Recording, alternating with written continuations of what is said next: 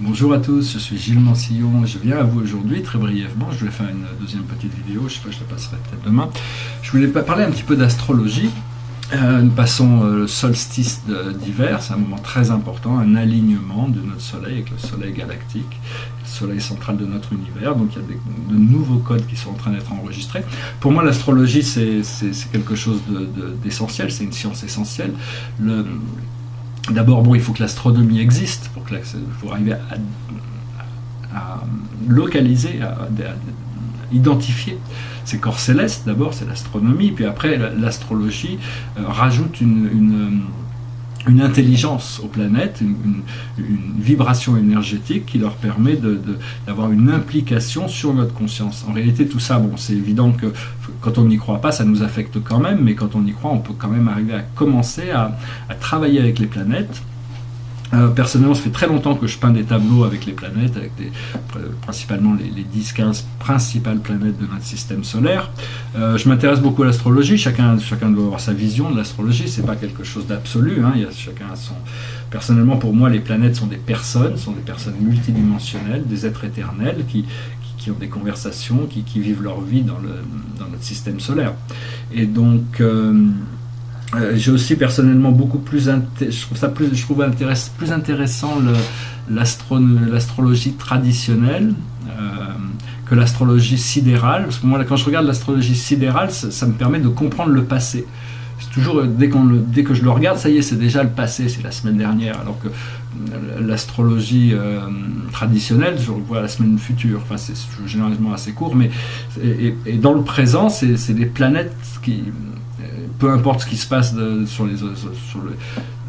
tous ces sites qui nous montrent les rapports entre les planètes, les carrés, les trives et tout ça c'est très bien, c'est très vrai, mais dans mon expérience personnelle, quand j'ai les plus importantes influences astrologiques, c'est tout d'un coup, il y a une planète qui vient m'influencer, qui vient me réveiller, qui vient me rappeler quelque chose. Donc, si je la vois pas, il y a un de mes guides qui me dit il y a cette planète là.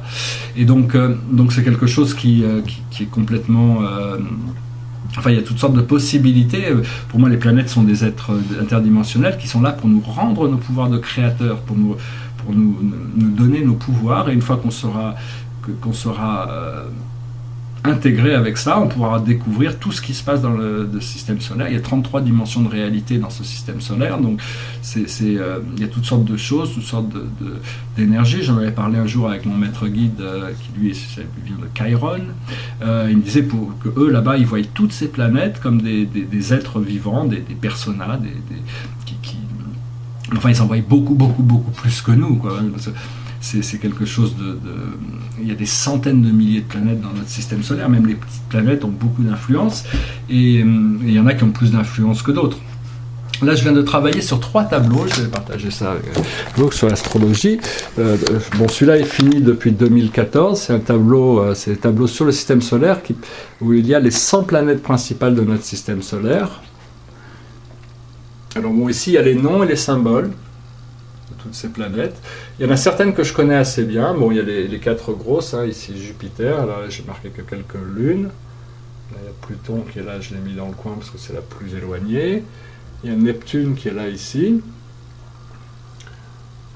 Là-haut, on a Uranus, que je trouve absolument magnifique dans ce tableau, avec Chiron. Puis là, il y a la magnifique planète Saturne, avec quelques-unes de ses lunes. Mais il y a beaucoup, beaucoup de petites planètes qui, certaines, sont très, très puissantes, très influentielles, mais qui sont... Et de plus en plus, au plus on ouvre notre conscience, au plus on va découvrir de nouvelles planètes.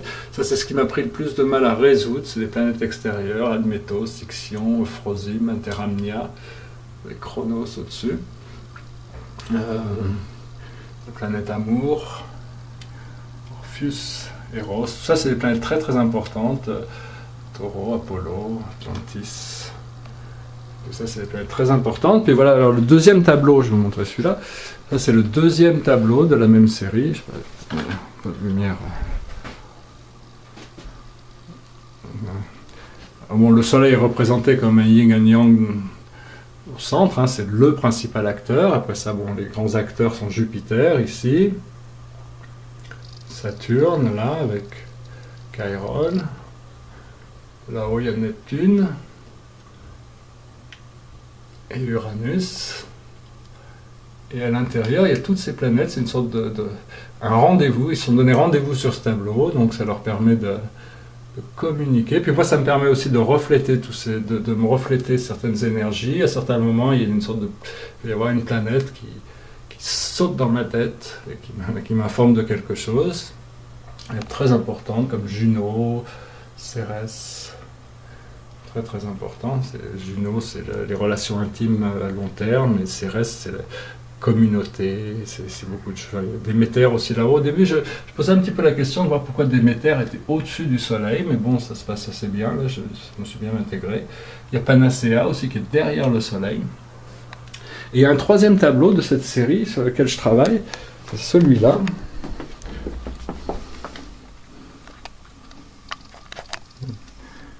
Celui-là, il n'est pas vraiment fini. Il est beaucoup plus... les planètes sont beaucoup plus mystérieusement... on les voit un petit peu moins bien, les Jupiter ici.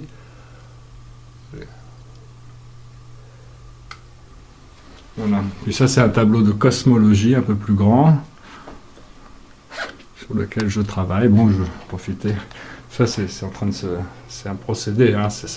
Je voulais le finir avant de la fin de l'année, là, mais à l'impossible, nul n'est tenu. Donc voilà, j'ai bien avancé, mais je pense que je vais devoir attendre la fin de l'année prochaine pour le finir.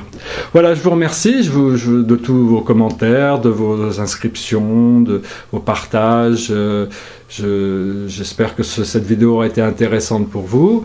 Et puis, je reviens à vous prochainement avec une autre vidéo. Merci beaucoup. À bientôt. Namasté.